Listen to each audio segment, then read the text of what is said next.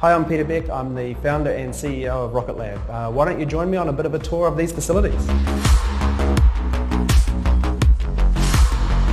So right now I'm standing in between the composite line and the final assembly line. So behind me, all of the carbon composite tubes and parts of the launch vehicle are manufactured. Then they transition over to the final assembly line where everything gets bolted onto them, and then finally they shoot out the door and down to the launch site.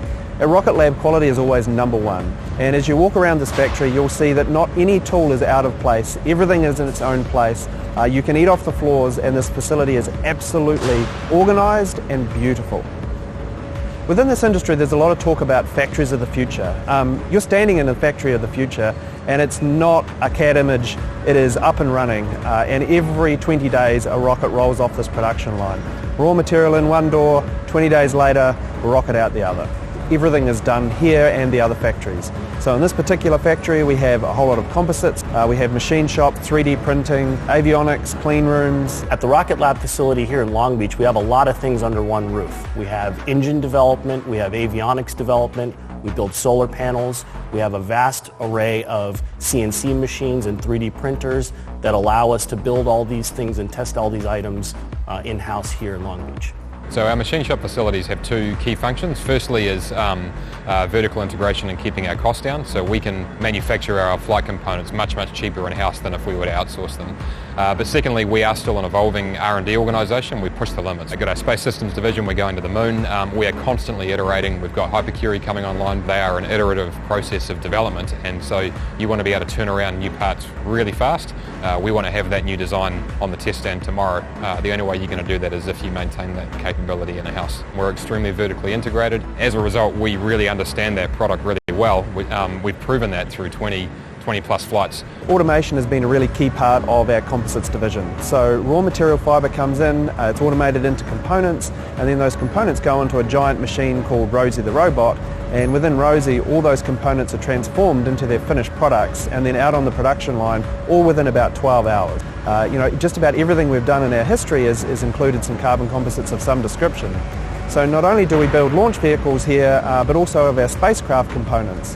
Behind me you see the composites clean room, and then just over there we've got composite spacecraft elements that are used on the Capstone mission and many other missions that are going to far destinations. So in the last year, our Space Systems division has doubled, and we intend to double again this year. We make flight computers, we make batteries, we make radios, we make solar panels, all in-house, all vertically integrated in order to facilitate the development of full spacecraft. We also have a facility here and a laboratory where we can do calibrations for reaction wheels, star trackers, and all the equipment that's required for guidance, navigation, and control systems of spacecraft. RocketLab is responsible for a lot of firsts. One of the most important being actually 3D printing of rocket engine and rocket engine components. We are the 3D printing experts within the space industry. Our first rocket engine was 3D printed over 8 years ago, and now we have 200 of them that have gone to space. What 3D printing enables us to do is meet our manufacturing rate, and that's one engine every 24 hours. Within RocketLab we have multiple factories placed all around the globe. The engines are produced up in the Long Beach factory, and they arrive down here to New Zealand where they're tested and then finally integrated onto the launch vehicle and then ultimately launched to space. Before the launch vehicle gets to the launch site, the elements of the launch vehicle go through a significant amount of testing through our propulsion test complexes. This enables us to begin testing right down from the engine hot fire level through to stage testing, through to final assembly before it's shipped to the launch site. So at RocketLab we run a very deep hardware in the loop program. So basically the whole launch vehicle is laid out, or actually use the components of the launch vehicle to simulate flights and the build of the vehicle as it's coming down the production line.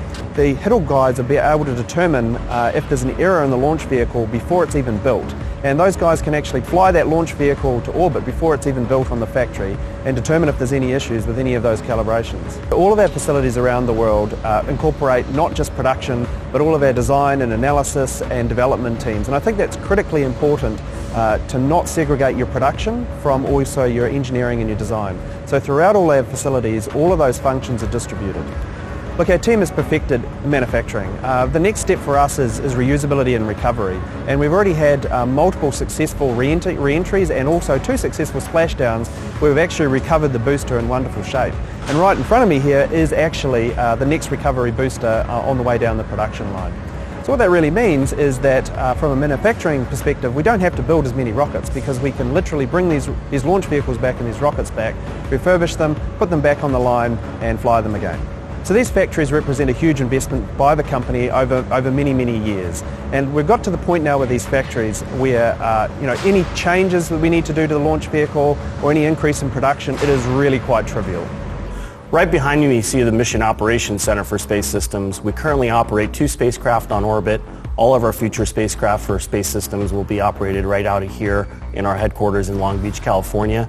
It's co-located with our engineering department, allows for fast iteration with the team, and allows for seamless operations and calibrations of the systems that we launch. We're doing a vast portfolio of missions here all the way from low Earth orbit to interplanetary here at the Space Systems Division in Long Beach. We're doing a mission to Mars, which is 2 spacecraft for a NASA mission called Escapade. We're also doing several LEO missions for commercial and government customers that'll exercise the full capabilities of the engineering staff here in Long Beach. Our first launch site is Launch Complex 1, located in the Mahia Peninsula, New Zealand.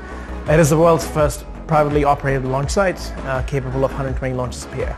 The reason we can achieve such a high launch frequency out of LC-1 is that we're located in a very remote part of the world, and wide access to azimuths and inclinations gives us high frequency but also high access to a range of orbits. Having 2 pads at LC-1 offers us incredible flexibility. We're no longer constrained by a particular customer's delays or what's going on at a specific launch pad with a specific launch vehicle.